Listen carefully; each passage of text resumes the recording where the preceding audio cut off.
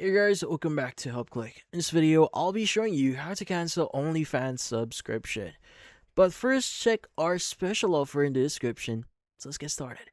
So if you want to cancel your OnlyFans subscription here in your account, well, there are a few options that you can do this. Now, first things first is you want to go to onlyfans.com, log in into your account, and once you've logged in, the next thing that you want to do is you want to go and look for the subscriptions section at the website. Now, in here, you should be able to see all the subscriptions that you currently have. So if you go to active, you should be able to see all the active subscriptions that you currently have right now. And what you need to do is you want to go and just click on the subscribe. So as you can see right now, you have subscribe here. So what you need to do is you want to go just click on it. It's going to say, are you sure you want to cancel your subscription? So you go and choose the reason here. And you want to go and click on unsubscribe.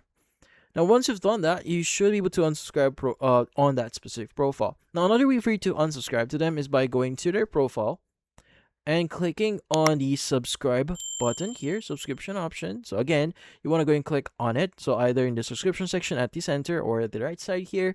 So yeah, go and just click on it again. And from here, choose the reason, click on unsubscribe.